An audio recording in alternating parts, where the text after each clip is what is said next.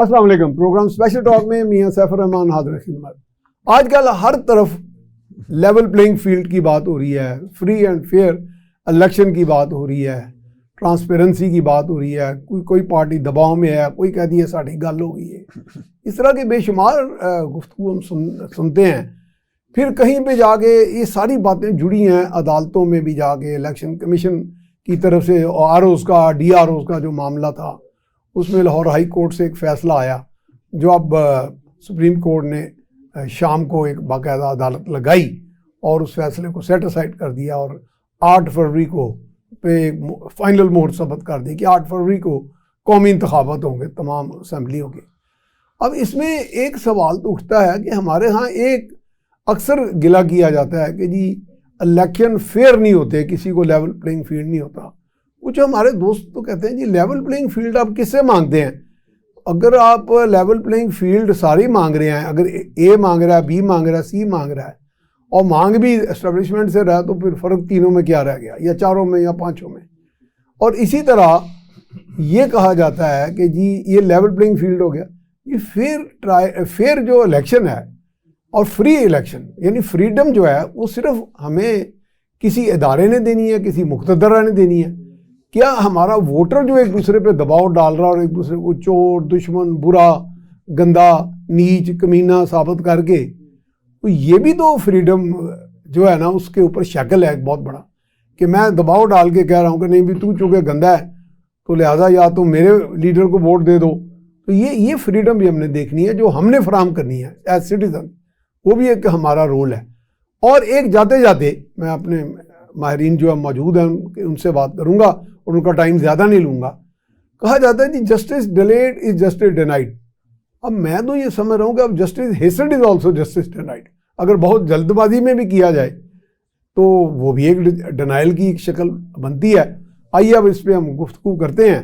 हमारे साथ आज मौजूद हैं स्टूडियो में 2 सीनियर माहिर कानून, मेरी मुराद है जनाब आगा बाकर साहब और जनाब मियां लियाकत अली। हम आपको खुश आमदीद कहते हैं स्टूडियो में। आपने बड़ा वक्त अपना कीमती निकाला और आज इस एक अहम नुकात पर बात करने के लिए आप तशरीफ लाए। जी आगा बाकर साहब, आपसे बात का आगाज़ करूँगा। ये एक नज़ीर कहते हैं कि ऐसी है, कानून तो शायद नहीं है बाइंडिंग, लेकिन वो बाइंडिंग जैसा ही है कि बहुत जल्दी में फ़ैसले करने या एक आध दिन का कोई नोटिस देना को समझा जाता है कि जी बेहतरी होती है उसमें कि किसी को अपना बात का जवाब देने का या इल्ज़ाम का या प्ली का जवाब देने का एक मौका मिल जाता है। आपके ख्याल में बेहतर कौन सा रहता है तरीक़ाकार? Justice delayed is justice denied, और दूसरा एक प्रिंसिपल भी है justice hastened is justice slaughtered. अच्छा, स्लॉटर्ड। जी बिल्कुल। इसके पीछे बेसिकली उसके पीछे जो फलसफा है वो या प्रिंसिपल्स हैं वो हैं principles of natural justice. No one should be cause of his own judge, no one should be judge of his own cause, or every person has a right to be represented by the counsel and no one should be condemned unheard. ये जो है no one should be condemned unheard, basically इसमें जो सबसे बड़ी बात ये है कि ये नहीं है कि उसको सुना गया है और आप कह दें कि उसको सुना गया है, यानी मफरूजों पे नहीं हो सकता। नहीं, वन अपीयर्ड, आप आ गए, उसने अपना मौक़िफ़ देने की कोशिश की, आपने उसको प्रॉपरली सुनना जो है। अब तो चूँकि सुप्रीम कोर्ट जो है उसकी जो सेटल्ड प्रिंसिपल है कि प्रॉपर हियरिंग देना ज़रूरी है। ये नहीं कि बंदा अपीयर हो गया तो आप उसको। खैर, कमिंग बैक, जो आपका सवाल ये है कि जिस तरह से आपने देखा हो कि इलेक्शंस हैं और इलेक्शंस के कॉन्टेक्स्ट में ये चूँकि एक जो फैसले आए, 2 फैसले आए, एक लाहौर हाई कोर्ट से और एक honourable supreme court of Pakistan वहाँ से, तो उसमें बुनियादी तौर पे ज़ाहिर है एक हर कोर्ट का अपना एक व्यू होता है जी। जो लाहौर हाई कोर्ट है, जो सिंगल बेंच है, उन्होंने जो फैसला दिया वो DROs और ROs जो है उसके हवाले से है। अल्टीमेटली बात ये है कि जब आपने फेयर एंड फ्री इलेक्शंस की बात करते हैं तो उसके फिर 3-4 जो हैं वो टेस्ट हो सकते हैं कि आपके फेयर एंड फ्री इलेक्शन कैसे हो सकते हैं। मसलन जो कॉन्स्टिट्यूशनल ऑर्गेनाइजेशन है जो इलेक्शंस को पाकिस्तान में डील करती है, दैट इज़ इलेक्शन कमीशन। जी। क्या इलेक्शन कमीशन जो है उसके पास कोई फोर्स है? ये एक बहुत बड़ा सवाल है। जैसे पुलिस है, पुलिस को अगर इलेक्शन कमीशन ने इंडिपेंडेंट होना है तो क्या उसके पास को अपना ऐसा इदारा है, या वो 4, 5, 7 जितने भी उसके मेंबर्स हैं और चीफ इलेक्शन कमिश्नर हैं वो बेसिक इलेक्शन कमिश्नर हैं, तो क्या वो किसी के मरहूने मिन्नत होंगे किसी चीज़ को इम्प्लीमेंट करवाने के लिए? जैसे इन द इंस्टेंट केस अभी आप जो बात कर रहे हैं उसमें DROs ROs जो हैं बेसिकली, तो या तो आप उससे हेल्प लेते हैं या आप जुडिशरी जो है उसके ऑफिसर, जुडिशियल ऑफिसर जो है उनसे हेल्प लेते हैं। एक तो उसके पास ना अपनी पुलिस फोर्स है, ना ही उसको इलेक्शन कंडक्ट करवाने के लिए ऐसी कोई फोर्स है। दूसरी बात यह है, आप जुडिशरी की बात करें तो जुडिशरी जो है वो भी अल्टीमेटली उसने जो इन एड और जिसके जरिए से इम्प्लीमेंटेशन करवानी है वो एग्जेक्टिव है। ठीक है। एग्जेक्टिव में प्राइमरीली पुलिस है और डिप्टी कमिश्नर्स हैं जो आपके एग्जेक्टिव है, डिस्ट्रिक्ट एडमिनिस्ट्रेशन है जिससे आपने जो है इम्प्लीमेंटेशन आपने करवानी है, या महकमे हैं, मुख्तलिफ डिपार्टमेंट्स हैं या एजुकेशन हो गया या मिनिस्ट्रीज हैं या डिपार्टमेंट्स हैं, उनके जरिए से एग्जीक्यूशन उनके जरिए से होनी है। तो बुनियादी तौर पे हमारे पास जो चीज़ें इंडिपेंडेंस की तरफ जा सकती हैं, इंडिपेंडेंट इलेक्शन की तरफ, फेयर एंड फ्री की तरफ जा सकती हैं, टेक्निकली वो आपके पास मौजूद नहीं है। ये एक बहुत बड़ा लैक्यूना है जिसको नहीं। तो बाकर साहब बाकी मसलन इंडिया या करीब के मुल्कों के जो इलेक्शन कमीशन है, they have their own force, उनकी है। देखें उनकी एक और बात ये है कि उनकी बेसिकली तो उनके जो इंस्टीट्यूशंस हैं, जो कॉन्स्टिट्यूशनल इंस्टीट्यूशंस हैं, जो स्टैट्यूटरी बॉडीज हैं, रेगुलेटरी बॉडीज हैं, वो with the passage of time जो ब्रू अप होके तो वो मैच्योर हो चुकी हैं। और इलेक्शन कमीशन की बहुत रिस्पेक्ट है वहाँ, और वहाँ रिस्पेक्ट है, वो इंडिपेंडेंट है। अब वहाँ पे किसी चीज आप देखेंगे इंस्टीट्यूशंस की जब बात करते हैं, पहली बात जो है वो ऑर्गन्स हैं, जो कॉन्स्टिट्यूशनल उसकी ऑर्गेनाइजेशंस हैं वो बड़ी स्ट्रांग है, पार्लियामेंट उनका बहुत स्ट्रांग है, जुडिशरी उनकी स्ट्रांग है, अल्टीमेटली एग्जेक्टिव आप जानती हैं वो दैट्स आल्सो। इसी तरह से उनके डिपार्टमेंट्स जो हैं रिलेटिवली मैं कहता हूँ वो बहुत स्ट्रांग हैं। स्ट्रांग क्यों है कि वो बिल कंसिस्टेंटली जो है वो चलते चलते अब इतनी मेच्योरिटी उनके पास आ चुकी है। उनकी जो डेमोक्रेसी है, parliamentary form of government democracy, basically 5 साल जो है वो अपना टेन्योर पूरा करते हैं और अल्टीमेटली जो है इसी से इदारे जो है मजबूत होते हैं। हमारे यहाँ अलमिया ये है कि कोई बंदा अगर इंडिपेंडेंट रहना भी चाहे तो अल्टीमेटली वो इंडिपेंडेंट रह नहीं सकता। फिर आपके जो बहुत सारे ऐसी इंडिकेशंस हैं जो these are written on the wall, मसलन आपके पास आप देखें कि फेयर एंड फ्री जो है उसका टेस्ट जो है वो क्या हो सकता है। आप जो मतलब everyone knows, even a man in the street knows, आप चाहिए तो एक ऑफिशियल सर्वेस करवा लें। मैं उन सर्वेस की बात नहीं करता जो ऑफ एंड ऑन आते रहते हैं ओकेजनली, और जो स्टेज मैनेजर होते हैं, जो बेसिकली इंडिपेंडेंट इदारे हैं, आप उनसे करवाएं तो आपको जो पल्स है या सेंस है इलेक्शन की वो नजर आ जाएगी। ठीक है कि लोग जो हैं इस वक्त लोगों का माइंड क्या है और लोग किस किस सपोर्ट में हैं और लोग जो हैं किसको वोट दे आर विलिंग और incline to cast their vote. अब वो जो आपका जो स्टेटस है सोसाइटी का वो तो बेसिकली जो फैक्ट्स हैं वो कुछ और हैं, लेकिन जो जिस तरह से उसको प्ले अप किया जा रहा है वो कुछ डेफिनेटली कॉन्ट्राडिक्टरी है। ठीक।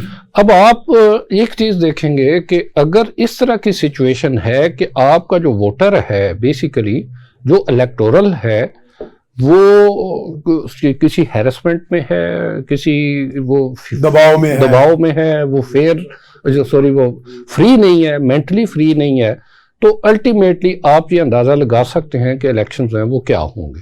पाकिस्तान की जो तारीख है अलमिया ये है, वो कभी हम कहा करते थे कि शायद एक जो है 71 के इलेक्शन जो हैं वो शायद फेयर इलेक्शन थे, लेकिन उस पे भी इट आल्सो क्वेश्चन मार्क उसके ऊपर भी आ गया हुआ है। ठीक है। तो अल्टीमेटली जितनी देर तक आपके इदारे जो हैं वो स्ट्रेंथन नहीं होते, और या दूसरे लफ्जों में ये है कि कोई ऐसा जो रेवोल्यूशन है वो नहीं आ जाता कि जो जो जो आपका इलेक्टोरल है, जो आपका वोटर है, वो इतना बोल्ड हो जाए कि वो किसी चीज की परवाह ना करे, ना ही जो खास आपका पॉलिटिकल एजेंट है वो इतना बोल्ड हो जाए कि वो किसी की परवाह ना करे।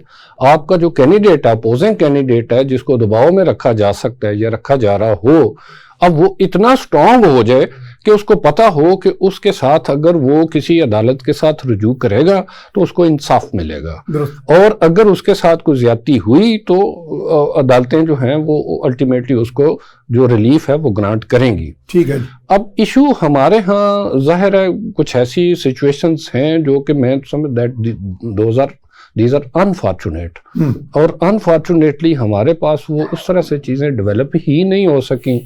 अब आप जो एक कभी हम बात किया करते हैं कि जो पॉलिटिकल हेल्थ है, जो वोटर की पॉलिटिकल हेल्थ है, वो भी एक क्वेश्चन है। आप जानते हो कि वो मेरा वेल्थ के नीचे चली गई वो वेल्थ के नीचे चली गई नहीं, नॉट आप बात ठीक करते हैं, लेकिन कहीं तो लेकिन के भी मिलते हैं। आप देखिए ना, हम साइमन कमीशन जो है 1930 जो है उसको हम क्रिटिसाइज करते हैं, वो कहते हैं कि उसने हमें बैकवर्ड कहा था। अच्छा, वो बात हो गई। फिर हम ये कहते हैं कि 1892 की जो कौंसल्स एक्ट था 1862 का, और आपकी मुराद है लोकल काउंसिल्स? जी, जो लोकल लोकल सेल्फ गवर्नमेंट जो गवर्नमेंट थी, कौंसल्स थी बेसिकली, कौंसल एक्ट थे। एक 62 का था, एक 1892 का था, जब ब्रिटिश राज था यहाँ पे, ब्रिटिश गवर्नमेंट थी। तो उन्होंने ये किया था कि वो सबको जो जनरल फ्रेंचाइज नहीं थी, जो लोग हैं जो उनको एक क्राइटेरिया था कि उसमें डॉक्टर्स होंगे, प्रोफेसर्स होंगे, टेक्नोक्रेट्स होंगे, वो सिर्फ वोट कास्ट कर सकते थे। थोड़ा सा मिसाल आप ले, प्रेसिडेंट जैसे ज्यूरी के लोग होते हैं तकरीबन मुआशरे की cross section of the society. चलिए मैं अब जरा मियां लियाकत साहब को भी, क्योंकि इनका गला खराब ना हो गया, खामोश रह रहे। अच्छा मियां साहब, दो बड़ी उम्दा बातें की, एक तो इंडियन सुप्रीम कोर्ट का भी जिक्र आया, वैसे इसकी बाद में अभी दोबारा बाद में कर लेंगे, लेकिन सवाल आपसे भी होगा और आगा साहब से भी, कि जो उन्होंने इस वक्त फैसला किया है कश्मीर को बाकायदा यानी अमलन पूरा जम करने का, उसको डेमोग्राफिकली डिस्ट्रॉय करने का, उसको जो सपोर्ट दिया, ये तो वो बात याद आ जाती है कि इंडियन एक होम मिनिस्टर थे चिदम्बरम, उन्होंने एक मिलिटेंट के बारे में कहा था he should be brought to Indian justice. तो उस वक्त मैंने एक कॉलम भी लिखा था कि भाई ये तो जस्टिस के, अभी इन्होंने इब्तिदा में आगा साहब ने बड़ी अच्छी बात की कि universal principles of natural justice. तो मैंने कहा कि यार जस्टिस भी इस तरह डिवाइड किया जा सकता है कि ये अमेरिकन जस्टिस है, ये इंडियन जस्टिस है। ठीक है, अपने अपने सर्कमस्टांसिस तो होते हैं, लेकिन एक बुनियादी उसका जो एडिफिस है, जो बुनियाद है, वो तो यूनिवर्सल प्रिंसिपल है। अब हमारे यहाँ कौन होते हैं जो कंट्रीब्यूट कर रही हैं towards this all this mess, जो हम फेयरनेस की तरफ नहीं जाता? मियां साहब, ये तो जुबान ज़द आम है और हर बंदे को पता है कि कौन सी कोफ्ते हैं। अब उसको कोई नाम लेना पसंद करे या ना करे, ये देखें जो मतलब ऐसी कौन सी मतलब क़यामत आ गई थी जहां आपके इलेक्शन 3 माह लेट हो गए, तो वहां आपने एक नोटिस देना भी पसंद नहीं किया। ये जो हाल ही में सुप्रीम कोर्ट का डिसीजन है, यानी आपका मुराद है कि 1-2 दिन का, 2-3 दिन का नोटिस होगा। जो आगा साहब फरमा रहे थे कि वो जस्टिस मतलब जल्दी में किया, इतना भी नहीं जल्दी करना चाहिए कि वो दफन हो जाए, आपका इंसाफ उसके उस जल्दी के नीचे दफन हो जाए। तो आपको तमाम कानूनी तकाजे पूरे करने चाहिए। हालांकि कोई कानून नहीं है कि ऐसे केसेस में कि मतलब लॉ की कोई बाइंडिंग नहीं है, लेकिन वो जो बेसिक प्रिंसिपल जैसे आला साहब कह रहे हैं कि ऑडी आल्टरम पार्टम के कंडेम्ड अनहर्ड नहीं होगा, जी बिल्कुल, वो तो इसमें डिनाई हो गया ना। उसमें जो प्रिंसिपल है ना, वो ये जो अंडरलाइन प्रिंसिपल है, तासर है, पब्लिक तासर है ना, उसमें यही है कि ये पब्लिक तासर में आम लोगों की तासर है। तो common man perception, legal community भी थोड़ा बहुत सोचती है इस बारे में कि ये प्री डिटरमाइंड टाइप जो मतलब सोच है उसको आगे लाया गया इस फैसले के जरिए।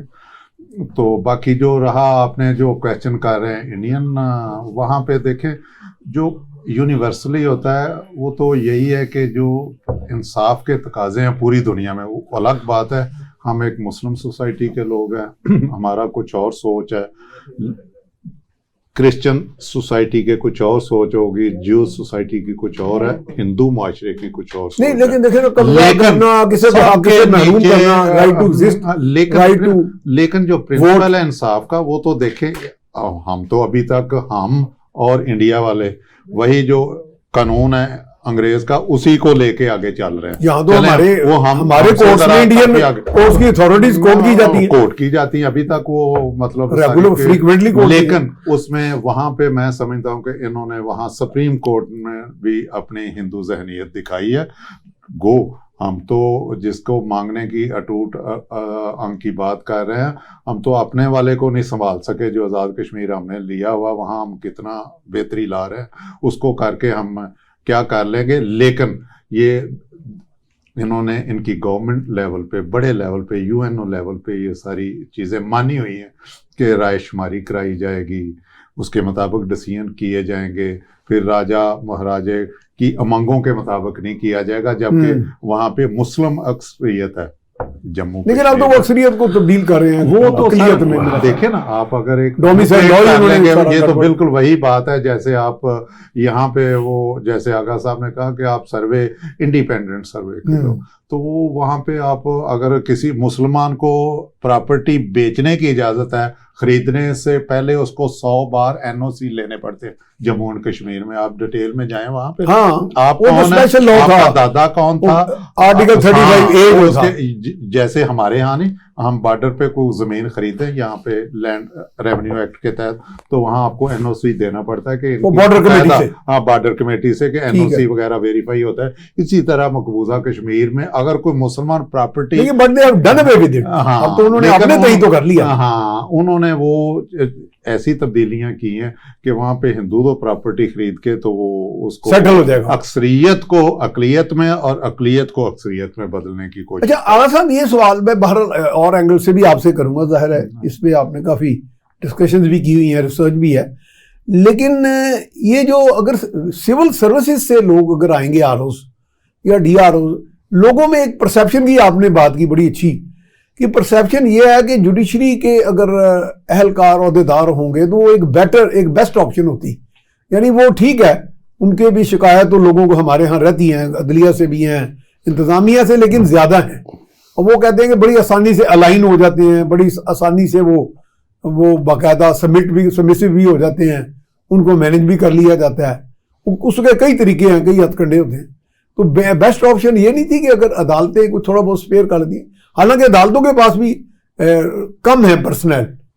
अब आप इस पे क्या कहेंगे? देखें, ये जो अदालत जो है उसने अगर उसको डिक्लाइन करते हैं कि इस किस्म की रिक्वेस्ट पे, तो ज़ाहिर है that would be based on some reason. जी जी, ऑब्वियसली उसके पीछे कोई ना कोई रीजनेबिलिटी होगी कि हम क्यों कर रहे हैं, या रीजनेबिलिटी जो है वो पेश करनी पड़ेगी, या कोई एक्सक्यूज जो है, रीजनेबल एक्सक्यूज जो है वो करना पड़ेगा। ये नहीं है कि जब आपने when your entire nation is into the elections, ठीक है, तो फिर सारे इदारे इन ए टू इलेक्शन कमीशन आ सकते हैं। जो आपने एक बात कही, ये बड़ी अच्छी बात की जी, आपने एक बात कही कि रिलेटिवली जुडिशियल ऑफिसर्स जो हैं बेसिकली वो रिलेटिवली अलाइंड नहीं होते, और ये है कि वो उनको अप्रोच करना, एक्सेस करना रिलेटिवली डिफिकल्ट होता है। सही बात। लेकिन जो अहम फैक्टर ये है, इससे बड़ी बात तो कुछ और है, चाहे कोई भी इदारे आप ले हैं, वो बात और है, उसको बाद में करते हैं, पहले मैं इस पे बात कर लूँ। देखें, जो आप कंपेयर करें कि दोनों का जो ब्रॉटअप और ट्रेनिंग और जो वर्किंग एनवायरनमेंट है, इट्स एंटायरली डिफरेंट। जो सिविल सर्विस है, सिविल सर्विस तो basically executive part of executive, और एग्जेक्टिव जो है वो अभी तो खैर चले हम मान लें, मैं तो कहता हूं कि अब मान लें कि आप चीज़ों को अलाइन कर लें, जैसे यूएस सिस्टम है उसमें वहां पे अलाइंड है, तो आप मान लें, आप कह दें कि जी वो तो स्पॉइल सिस्टम है ना उनका, वो तो आप जानते ही हैं। जी हाँ, जी जी, अलाइंड है कि हाँ, एक टीम आएगी, वो सारी अपनी टीम ले आते हैं, ठीक है, आप उसको डिक्लेयर कर दें। आप कम से कम एक बात ये है, जो ब्रॉटअप, जो ट्रेनिंग, जो ब्रॉटअप और जो वर्किंग एनवायरनमेंट है, ये 180 डिग्री डिफरेंट है। सम हो आप सिविल जज कहें, आप एडिशनल सेशन और एडिशनल डिस्ट्रिक्ट जज कहें। अच्छा आला साहब, unfortunately we are heading towards a break. आपकी बात बड़ी उम्दा हो रही थी। अच्छा जी, अब हम जाएंगे ब्रेक पर, ब्रेक के बाद दोबारा हाजिर खिदमत होंगे। जी, ब्रेक के बाद हम आपको खुशामदीद कहते हैं। हमारे साथ मौजूद हैं दो सीनियर माहिरीन कानून, जनाब आगा बाकर और मियाँ लियाकत साहब। तो बात हो रही थी कि हमारे यहाँ अभी भी एक अवाम में जो एक डिमांड भी है, उनका मुतालबा भी है और उनकी ख्वाहिश है और एक परसेप्शन भी है कि अदलिया से अगर रिटर्निंग ऑफिसर लिए जाएं तो वो बड़े अच्छे अंदाज में, यानी that will be the best option, best possible option जो बनिस्बत को जो इंतजामिया। जी बाकर साहब, उसको कंटिन्यू करें आप। जी बिल्कुल, जैसे हम असल में एक कंपैरिजन कर रहे थे जी कि उनकी जो बेसिक ट्रेनिंग है वो क्या है, उनका जो ब्रॉटअप है वो क्या है, और जुडिशरी जो है, जुडिशल ऑफिसर जो है उनका ब्रेकअप क्या है। सो मच हो आप देखेंगे कि कई एक हमारे नॉर्मली जो कोड ऑफ कंडक्ट है कि जो जुडिशल ऑफिसर्स हैं उनको रिस्ट्रिक्ट किया जाता है, बल्कि उनको ही नहीं बल्कि जो सुपीरियर जुडिशरी है वो अपने आप को बाज़-औक़ात वो लिमिटेड महसूस करते हैं, क्योंकि जो कंडक्ट है उसके तहत जो है वो इतना अवाम में किसी जगह पे मिक्सअप हो नहीं सकते। They have to isolate themself. तो इसका मतलब ये है कि एक तो चीज़ होती है, this applies to all the judiciary, entire judiciary. जी, एंटायर जुडिशरी, यस। मैं आपको छोटी सी एक एग्जांपल दूं। हमारे एक कोई सीनियर सुप्रीम कोर्ट के जज साहब थे, तो उनकी कोई घर डेथ हो गई, तो कोई एक उसी इलाके के जो सिविल जज हैं वो उनके घर जो है वो फातिहा कहने के लिए चले गए। ठीक है। And he was given show cause notice कि आप हमारे पास क्यों आए हैं, मीनिंग देयर बाई इन्फ्लुएंस करने के लिए। मियाँ अजमल जो है, अजमल मियाँ जो हैं वो एक मरतबा वहाँ मुल्तान किसी जगह पे एयरपोर्ट जा रहे थे, मुल्तान हाई कोर्ट उन्होंने ट्रैवल करना था। तो एयरपोर्ट के ऊपर जो है कोई एक जज साहब जो हैं, हाई कोर्ट के जज साहब जो हैं वो तशरीफ़ लाए और उन्होंने उनको रिसीव किया और उन्होंने पूछा आप कौन हैं। तो उन्होंने कहा कि मैं आई हैपन टू बी जज of high court and present at Multan bench. तो उन्होंने कहा what you have to do, आप मेरे पास यहाँ पे क्यों आए हैं, आप हाई कोर्ट के जज हैं तो आपको वहाँ पे रहना, इट्स रिटन, मतलब मुख्तलिफ जगहों पे ये बात रिपोर्ट हुई है।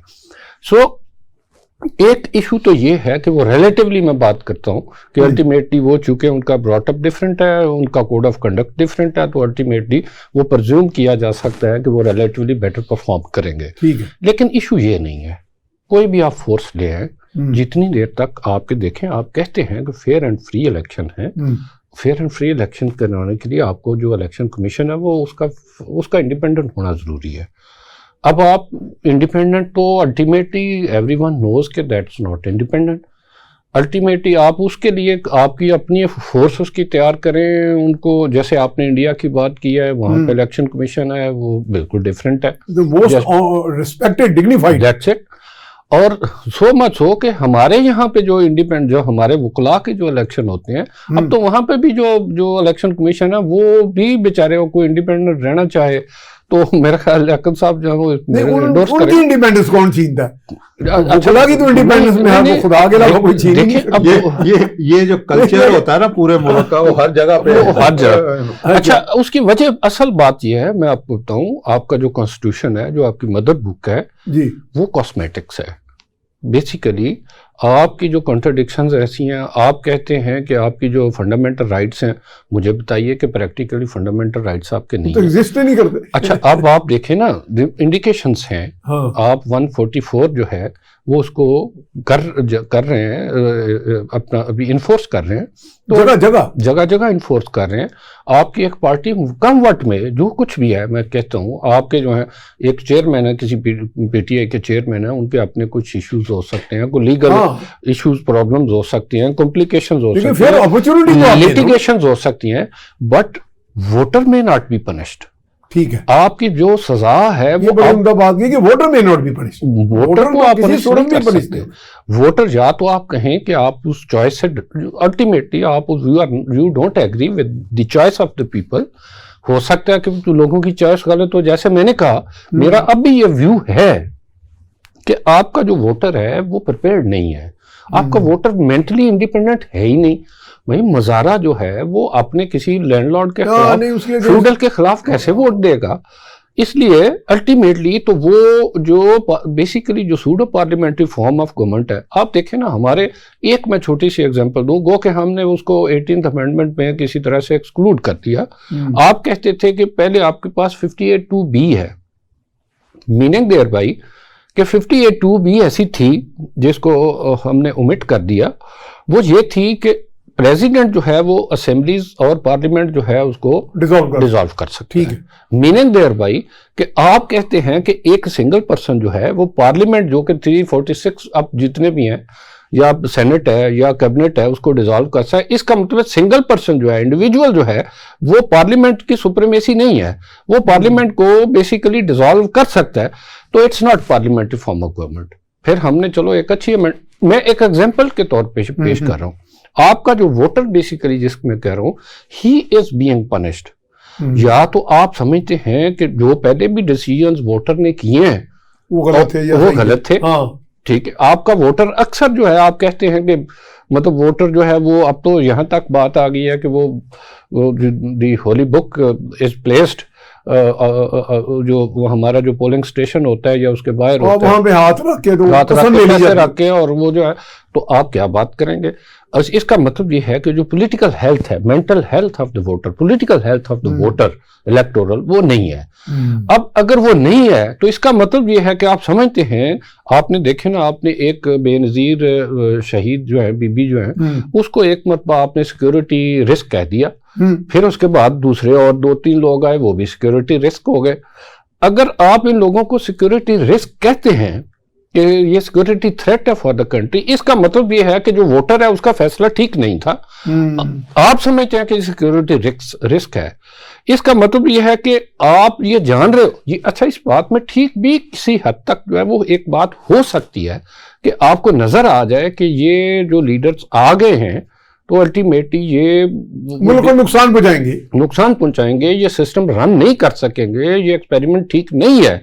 लेकिन बेस आपने बनाया वो पॉलिटिकल वोटर है। अब पॉलिटिकल वोटर जो है उसने तो अपनी चॉइस दे दी, या हमने उसकी चॉइस बना दी, या इसका माहौल पैदा कर दिया, तो अल्टीमेटली वो आ गए।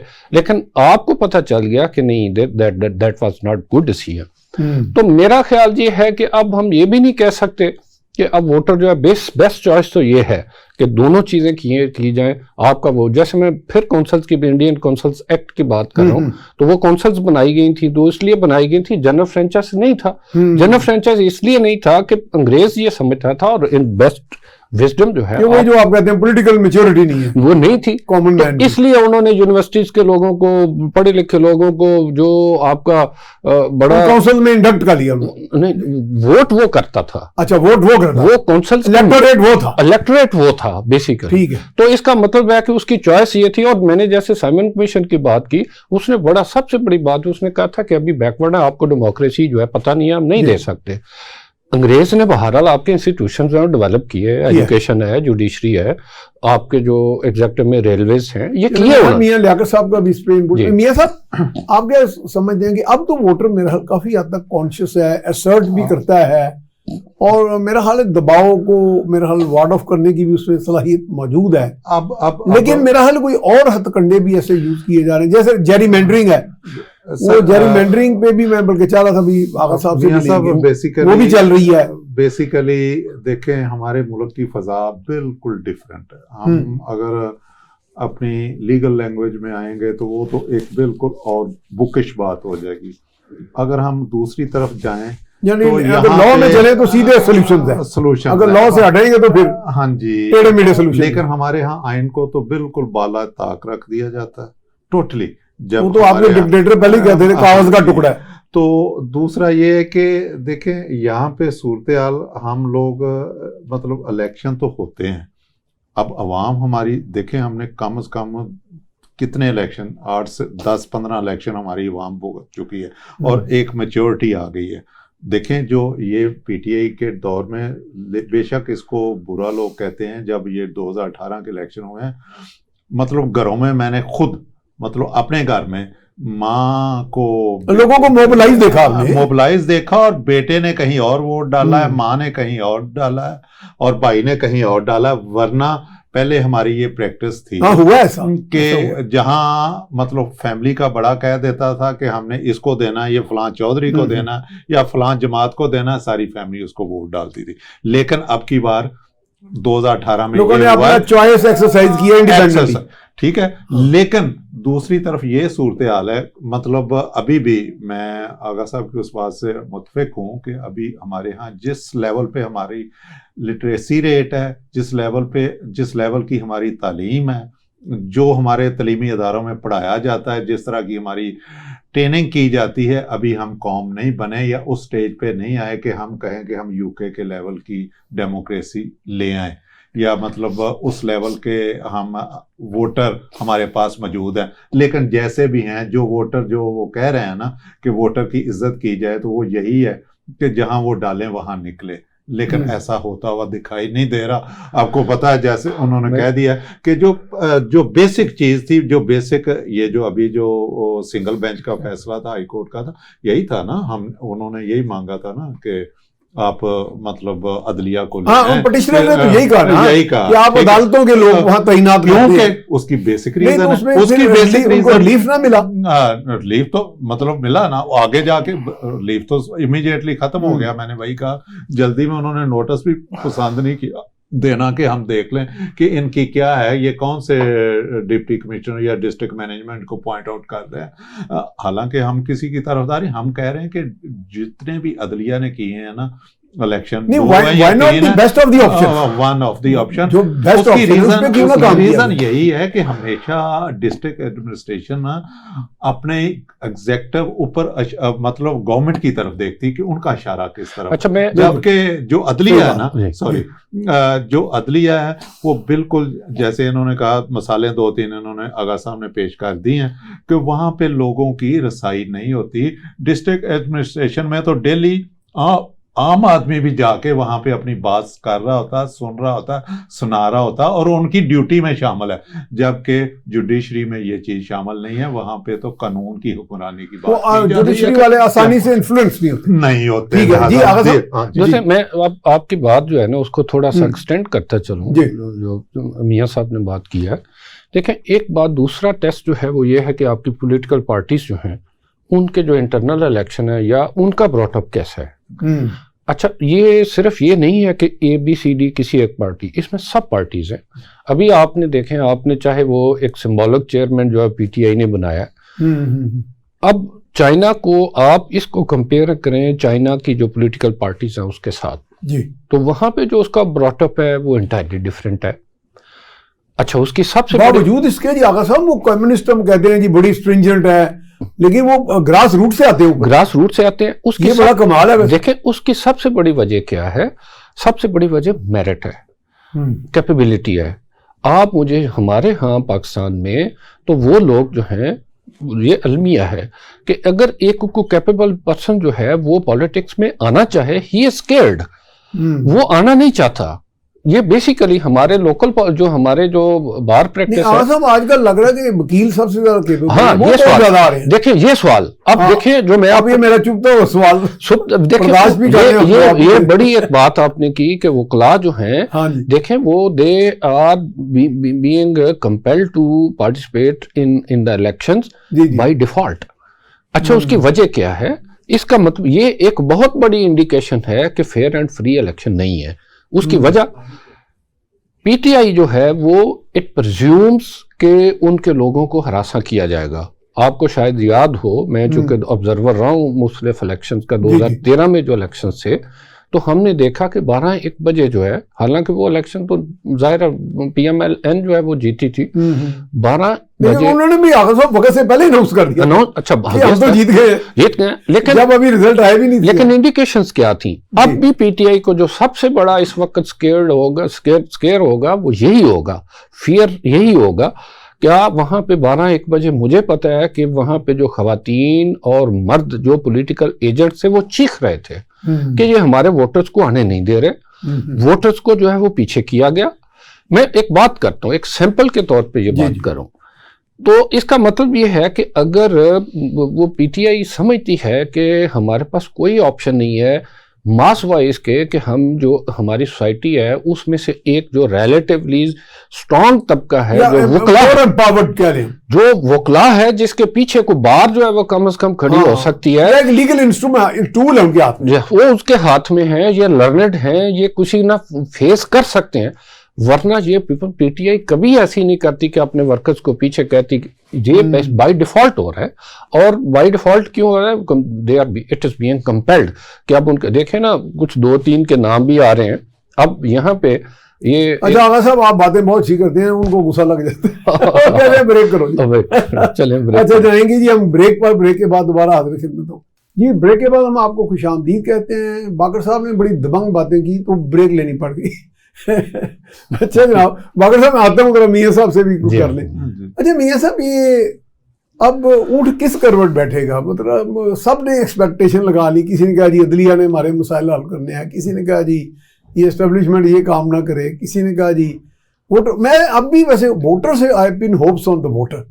अगर वोटर टर्नआउट अच्छा हो जाता है मिसाल के तौर पे, तो फिर तो मेरा ख्याल है काफी इम्कान है कि वो जो लोग मैनिपुलेट करके बैठे हुए हैं या लेवल प्लेइंग फील्ड लेके, देखिए मियां साहब, मियां साहब वोटर तो अगर टर्न ओवर भी अच्छा हो जाए, हाँ ये बात दुरुस्त है कि हमेशा जो आपके साहिब इक़्तिदार हल्के हैं या जैसे आप दूसरे लफ्जों में एस्टेब्लिशमेंट कहते हैं, वो हमेशा ये नहीं हो सकता कि एक बहुत बड़ा बल्क उठा के दूसरी तरफ कर दें। हमेशा वहाँ जहाँ मार्जिन कम होता है वहाँ मैनिपुलेशन की जाती है। लेकिन वोटर, आप जैसे कह रहे हैं कि हमारा वोटर जहाँ वोट दे और वहीं पे निकले, तो फिर तो वोटर का कुछ हम मैं माफी, मुझे एक साहब बता रहे थे, एक ऑफिसर थे, उन्होंने कहा जी हमें कहीं से हुक्म आया कि भी यहाँ ये बंदे को जितवाना है। तो कहता मैंने जाकर कहा कि सर बात ये है कि ये 19-20 का फर्क हो ना, तो मैं कुछ कहना 18-20 हो 17-20, यहाँ तो 1-20 का फर्क है। तो मैं इसलिए कह रहा हूँ कि अगर वोटर टर्नआउट इतना होता है तो कितना वो आपने यही जो बात की है, तो कितनी वो मैनेज करेंगे चीजें जो है ना, आप कितना देखें, जो थोड़े से अभी तो खैर सारी जमातों को इक्वल, जिनमें से एक जमात को नहीं मिल रहा, जब आप लोगों को इतना लेकिन ये क्यों नहीं मिल रहा? मतलब आई बिलीव के जमहूरियत के असूलों के नफी है बेसिकली, मतलब आप किसी को लाइक ना करें। जो मैं दोबारा फिर जो बात आपका इन जनरल क्वेश्चन है, मैं उसी पे आ जाता हूँ कि जो हमने देखा है ना, जो सोचा है, जो सुना है, जब तक हमारे साहिब इक़्तिदार हल्के ये नहीं चाहेंगे कि मुल्क की बेहतरी हो, उनको पता है बेहतरी कहाँ है। बेहतरी इसी में है जिसको मैं कहता हूँ पीटीआई को अगर टेन्योर पूरा कर लेने देते, अगर वो 30% भी अगली सीटें ले जाते, चले वो हम क्यों, लेकिन हमें वो काम करने दें। जब आपने ना भी सीटें, आप 4 साल का टेन्योर कर दें अगर आपको इतनी जल्दी है। लेकिन अब अगर आपने ये काम लेना है इनसे, तो अब बेहतरी तभी आ सकती है आप लोगों की राय का एहतराम करें। अब वो दौर देखें, बेसिक गोल्डन प्रिंसिपल तो यही है। हाँ, प्रिंसिपल यही है, लोगों की राय का एहतराम करें। मैं चाहे आपको वोट दूं या मैं आगा साहब को, जिसको मैं दूं वहां मेरा वोट निकलना चाहिए और उसी को रिस्पेक्ट करना चाहिए। That party must run the government, जिसको चाहे वो फिर लोगों को खुद ही पता चल जाएगा आखिर में कि क्या करना है, क्या नहीं करना, या किसने क्या किया है। आपके सामने सारे हकायक आ जाएंगे, जबकि हम तो टोटली किसी की ख्वाहिशात के पीछे चल रहे हैं। एजेंडा एक लोकल एजेंडा है, एक इंटरनेशनल एजेंडा है, एक सुपर पावर का एजेंडा। अब देखें जो सारी जंग की जा रही है, 2 कुव्वतें हैं इस वक्त मैदान में। एक तरफ आपको पता है सुपर पावर है, एक दूसरी तरफ ग्रोइंग सुपर पावर है। इनके एजेंडे हैं, कहीं पे सी पैक रोका जाता है, कभी सी पैक को तेज किया जाता है, और उनके मोहरे बनते हैं हमारे बंदे। आगे जितनी जो फॉलो, बड़े बड़े प्रोजेक्ट बना दिए जाते हैं, एक लाइन ड्रॉ कर ली जाती है, इस तरफ तो कहीं बात बहुत दूर निकल जाती है। जबकि देखें मतलब हमारे एक तो पहली बात है कि ये सारी चीजें ओवरनाइट बदल नहीं जानी। आप अपने स्कूल लेवल पे बच्चों की ट्रेनिंग करें जो आपका वोटर बन रहा है, स्कूल से, हाई स्कूल से, मतलब इंटरमीडिएट से बच्चे जो 18 साल के हो जाते हैं वोटर लिस्ट में शामिल हो जाते हैं, यूनिवर्सिटी पे इनका ग्रो करें कि आपने एक सच्चे हक्के और सही बंदे को वोट देना है, चाहे वो कुछ भी ना करे। ये देखे ना, आम आदमी, जैसे आगा साहब कह रहे थे कि वोट लीगल कम्युनिटी के पीछे कम से कम जो इसीलिए दे दे ये खास जमात उनको कि कम से कम उसके को बैकिंग है, लीगल एडिफिस पे बैठे। लेकिन उसके अगेंस्ट ये देखें मियां साहब, आप अगर उनको वोट दे देंगे हमारी लीगल कम्युनिटी में सारे हाजी या नमाजी तो नहीं है, हम्म। उनमें भी जिस तरह हमारे कल्चर जो है आगे जाके मतलब खराब है लीगल कम्युनिटी में भी, उनमें भी देखना पड़ेगा आपको क्लीन एंड नीट बंदे। आपकी इस वक्त आपने फजा वो बना दी हुई है, उनको भी बड़ी immunity हासिल है। उसमें हमारी इस उनको हाथ डालने वाले को पीटीआई का भी रोल है कि हमने फजा को ना इखलाकी तौर पे बहुत गंदा किया हुआ कि सियासी मैदान में आने के लिए कोई बंदा तैयार नहीं है, क्योंकि उसको पता है कि मैं अगर टिकट ले लेता हूं तो मेरे तमाम ऐब जो किसी को नहीं पता या जो मेरे नाकर्दा गुनाह वो भी मेरे ऊपर डाल दिए जाएंगे। ऐसी फजा नहीं होनी चाहिए। ये वही है, जब तक आपके अदारे ऊपर से वो हाथ नहीं उठाएंगे, वो चाहें लोगों का एहतराम करें, ठीक है, लोगों के अपने कैंडिडेट का एहतराम करें, उनको जाने दें। जो भी मेरे इलाके का चौधरी है उसको मैं अगर वोट दे रहा हूँ, इलाके के चौधरी को दे रहा हूँ, किसी के कहने पे दे रहा हूँ, बिरयानी की प्लेट पे दे रहा हूँ, जाने दें उसे, जाने दें। एक बार, दो बार, तीसरी बार जब आपकी सही सीविंग हो जाएगी, छाननी सही तरह लग जाएगी, तो आपके पास आहिस्ता आहिस्ता अच्छा बंदा सा, अब आपके पास 3 ऑप्शन होगी, 3-4 बल्कि 14 जमातें एक तरफ, एक पीटीआई डाल ले, 15-16 जमातें तो आपके पास मैदान में तो है, मैदान में है, और जमात इस्लामी का भी रोल आपके सामने, ठीक है, वो भी अब आ गया मैदान, आ गया। तो आप इस तरह लोगों का एहतराम करेंगे, उससे बेहतरी आएगी। और इसको ओवरनाइट तब्दील नहीं, हमारे तलीमी अदारों का रोल है, आपके उस्ताज़ा का रोल है, आपको बाकायदा इसमें सेमिनार कराने होंगे यूनिवर्सिटियों में, कॉलेजों में, जो वोटर आपका बनने जा रहा आगे, उनको कि आपने किन लोगों को आगे लाना है, क्या ना हो के बिल्कुल दूसरों की तरह आज हम जहाज पे हमें रस्सी लटक के जाना पड़े ना, तो हम कहें कि हमें कोई यूके ले जाएगा, तो हम दौड़ पड़ेंगे। नेशनैलिटी लेने के लिए अपनी जान देने को तैयार हैं, इसलिए कि नौजवान नस्ल का कोई फ्यूचर नहीं है पाकिस्तान में, बिकॉज ऑफ दिस मैस जो हमने क्रिएट। चलें आगा साहब, ये जेरीमैंडरिंग हो रही है, आपके नोटिस में आई हैं चीजें इस तरह की? देखें, एक हल्का आपका वो निकाल के दूसरे में डाल देना, जाहिर है वो तो बहुत सारी ऐसी चीजें हैं, ये सारी जो चीजें जो मैनेजमेंट होती है इलेक्शंस की, अल्टीमेटली वो उसी का हिस्सा है। नेशनल जो आइडेंटिटी कार्ड्स हैं उसके बारे में बहुत सारी, चले इसको। हाँ साहब, मुझे एक साहब बता रहे थे कि बड़े वो डीन ऑफ लॉ हैं और उन्होंने बड़ा स्टडी किया कि सिंगापुर, यूनाइटेड स्टेट्स में भी जेरीमैंडरिंग होती है। नहीं, दैट्स इट। देखें, आपके तो रशिया के बारे में कहा जाता है कि जो उसका हिलरी का इलेक्शन था वो मैनेज हुआ, ट्रम्प का मैनेज वो हुआ, ये हो सकता है, लेकिन उससे पहली बात, लेकिन मिनिमाइज तो करें ना चीजों, मिनिमाइज तो, खराबियों को मिनिमाइज तो करें। देखें, only the wearer knows where the shoe pinches. हाँ, ये तो सही है। देखें, अगर पॉलिटिकल पार्टी इस वक्त अगर मुझसे जाती तौर पे मेरी जाती ओपिनियन जो है वो पूछे, जो चेयरमैन हैं पीटीआई के, एक्स चेयरमैन या डिफेक्टो चेयरमैन जो है, बेसिकली क्या उन्होंने एज पॉलिटिकल लीडर अपने ऑब्लिगेशन पूरी की? मेरा जवाब नेगेटिव में है। रीजन भी है, क्या उन्होंने अपनी सेकंड लाइन जो उनको करना चाहिए था प्रिपेयर की? वो नहीं है। क्या थर्ड लाइन उनके पास की? नहीं है।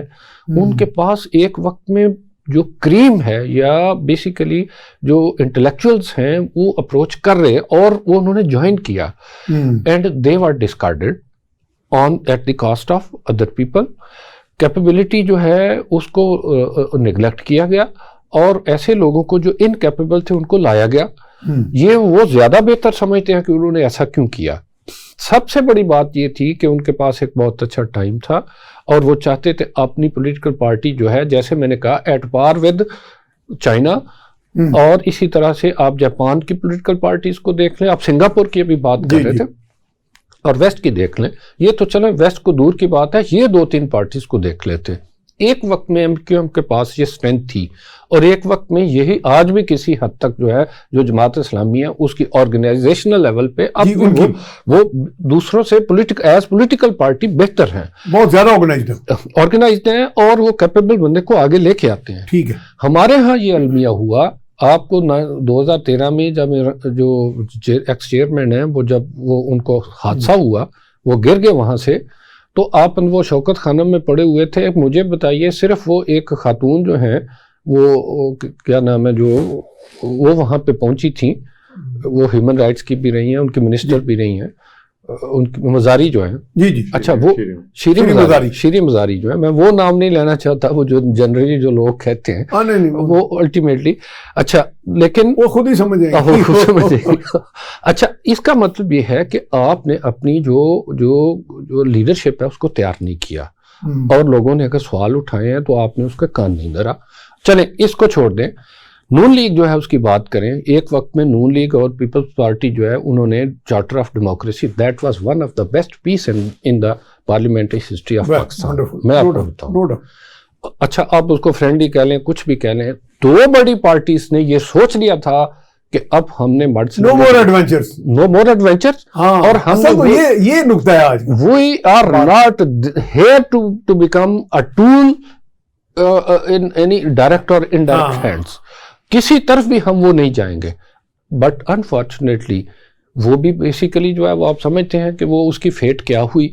अच्छा, फिर आपको याद हो कि एक वक्त में मिस्टर जरदारी जो है, आसिफ अली जरदारी जो है, उन्होंने जब किसी तरह से इंटरवेंशन हुई तो उन्होंने कहा कि हम किसी की ईंट से ईंट बजा देंगे, उस बेचारे को बाहर जाना पड़ा, और फिर फौरी तौर, अच्छा क्यों जाना पड़ा, दूसरी तरफ से द हैंड्स वर शेकन। अब इसका मतलब है कि वायोलेशन, मैंने जैसे कहा ना, only the wearer knows where the shoe pinches. इन लोगों को पता था बेनजीर जो है ना, she had she came out to be a really a mature leadership in Pakistan। और मैं ये अच्छा, वैसा we have very unfortunately हमने आज कंक्लूड करने, आप so kind of you कि you spared some moments of your precious time, आपका भी बहुत शुक्रिया मियां साहब। बल्कि उसमें एक जरूर आप ऐड कर दें कि हमारी तमाम किसी भी लीडरशिप को, जमातों को आलाकार काम बने, ये असल जो पॉइंट है ना, जो ठीक है इस पे कर। अच्छा, बहुत शुक्रिया जी आपका भी मियां साहब, और आगा बाकर साहब भी। तो ये बातचीत आपने सुनी, तो इसका एंड रिजल्ट ये है कि नो मोर एडवेंचर्स। हमें ये एडवेंचर और ताले आजमाई जो है at the cost of the people, the innocent people of Pakistan. और इसमें होप का भी एक एलिमेंट हमें नजर आया कि हमारे यहाँ लोगों में गो के हम समझते हैं कि पॉलिटिकल उनकी वो एक्यूमेंट उस तरह बिल्डअप नहीं किया गया, उनका वो शऊर उस तरह उजागर नहीं किया गया, क्योंकि पार्टीज अपने अपने मफादात में या अपनी अपनी लड़ाइयों में उलझ गई। लेकिन अगर चार्टर ऑफ डेमोक्रेसी को एक मिसाल बनाया जाए, तो उस स्टेपिंग स्टोन के ऊपर चलकर अगर मनाजिल तय करते सारे मिलकर, तो विद पीस एंड हार्मनी, तो मुआशरा भी पनपता और मईशत भी पनपती और मुल्क एक अच्छी राह पे गामजन हो जाता है। इसके साथ ही अपने मेज़बान मियां सैफुर रहमान को इजाज़त दीजिए। अल्लाह निगहबान।